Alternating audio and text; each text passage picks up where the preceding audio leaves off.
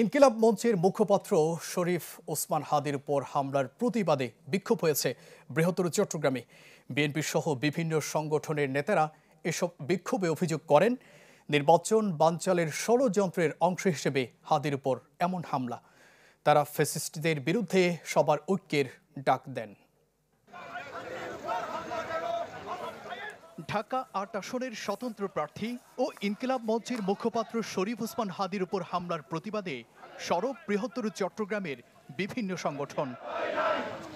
নতুন এবং ফিরে আসা গ্রাহকদের জন্য নগদে চলছে ক্যাশব্যাক সহ প্রতিদিন হাজারো উপহার জেতার সুযোগ। হবে আশা আর ফেরা, সারপ্রাইজ সেরা।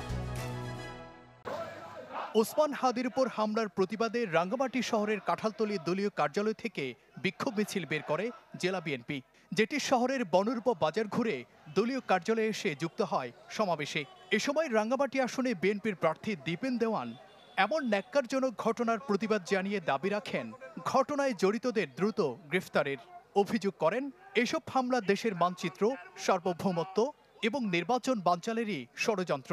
বিচার দাবি করেন সম্প্রতি চট্টগ্রামে বিএনপি নেতা এরশাদুল্লাহর উপর হামলার নির্বাচন বানচাল করার জন্য যারাই সময় সময়ে বক্তৃতা দিয়েছে তারাই এই হত্যাকাণ্ডে ঘটিয়েছে বলে আমরা বিশ্বাস করি। হাদি এবং এরশাদুল্লাহর উপর যে গুলিবর্ষণের ঘটনা হয়েছে তার তীব্র নিন্দা করে আমি অনতিবিলম্বে প্রশাসনের কাছে তদন্ত করে সুষ্ঠু বিচারের দাবি করছি।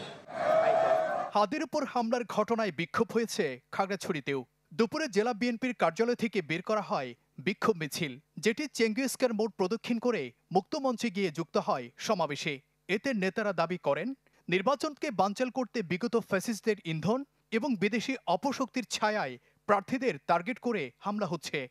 দেশ থেকে পালিয়ে গেছে এবং বিদেশি একটি চক্র মিলে এই নির্বাচনকে বন্ধ করার জন্য, এই নির্বাচনকে বানচাল করার জন্য তারা গুপ্ত হত্যা চালাচ্ছে।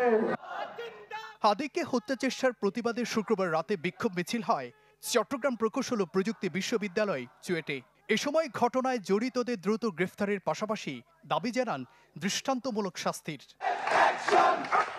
এর আগে জুলাই যোদ্ধা হাদির উপর ঘৃণিত হামলার প্রতিবাদ জানিয়ে শুক্রবার বিক্ষোভ হয় চট্টগ্রাম বিশ্ববিদ্যালয়ে, যেখানে চাকসু নেতারা দাবি জানান দিনে দুপুরে এভাবে প্রকাশ্যে হামলাকারী এবং তার নেপথ্যে কুশীলবদের চিহ্নিত করে কঠোর ব্যবস্থা নিতে। এছাড়া হাদির উপর ন্যাক্কারজনক হামলার প্রতিবাদ জানিয়ে শুক্রবার তাৎক্ষণিক বিক্ষোভ সমাবেশ করে ছাত্রদল। নগরের বিপ্লব উদ্যানে আয়োজিত সমাবেশে নেতারা দাবি জানান ঘটনায় জড়িতদের অতি দ্রুত গ্রেফতার করে আনতে আইনের আওতায়। জুবাইর মঞ্জুর, চ্যানেল 24, চট্টগ্রাম।